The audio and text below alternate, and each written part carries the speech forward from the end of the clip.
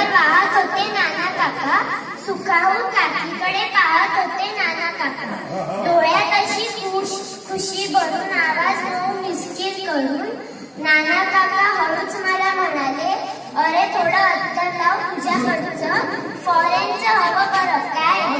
मी उठलो, सेंट आणलं आणि त्याच्या कानाच्या पाळीला हलकेच लावलं. नाना काका डळमळत फुटफुटले, आणि थोडं लाव माझ्या गालाला, थोडं तुझ्या काकीच्या हनवटीला. पुतळेराव, एक गोष्ट ठाऊक आहे. कोणती काका? अरे वेगळ्या लग्नाच्या वाढदिवशी विस्की शिवाय खरं नाही. प्रकृतीला दुसरं काही बरं नाही. तुझ्याकडची कार थोडी फॉरेनची हवी बरं काय. काकांचं हे मोकळे पण नवं होतं. मला सुद्धा अर्थातच निमित्त हवं होतं. मी उठलो उत्साहाने, तयारी सगळी केली. काकांचं ग्लास घेतलं भरायला, माझं सुद्धा ग्लास होतं त्यांना सोबत करायला. चिअर्सच्या आवाजात एक घोट काकांच्या गळ्याखाली उतरला, मग दुसरा, मग तिसरा. डोळ्यांमधून फुलपाखरं उडू लागली, विस्कीच्या रंगामध्ये बुडू लागली. इतक्यात काकी अचानक गरजल्या, अरे तुम्ही पुरुषांनीच दारवा प्यायला, असे काय भगवद्गीतेत लिहून ठेवलंय. मला सुद्धा थोडी घ्यायची आहे. मी गप्प, नाना काका त्याहून गप्प. काकी पुन्हा गरजल्या, अरे तिथे काय शाबूत आहेत ना. मी उठलो, गपचूप ग्लास घेऊन आलो.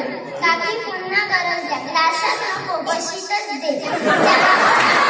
चहाच्या कपाखालची मी बशी घेऊन आलो. बशीमध्ये विस्की होती, तिच्यात थोडं पाणी घातलं. बशीतून प्यावा अगदी तसं सहजपणे काकी प्यायला. दुसरी बशी, तिसरी बशी, बघता बघता चौथी बशी.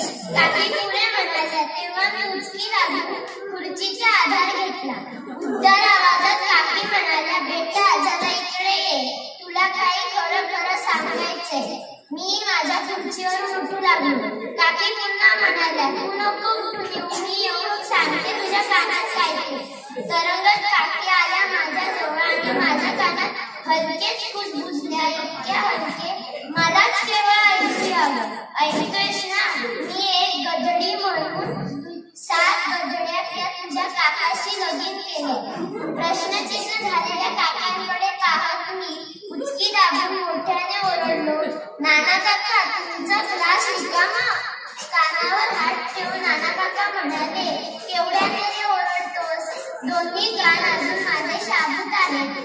विचारतोस आहेस तर ओठ थोडी, मग तुझं मन आज तरी मोडणार नाही काय. खुशीच्या लाटेवर पाहत होते नाना काका, सुखावून काकीकडे पाहत होते नाना काका.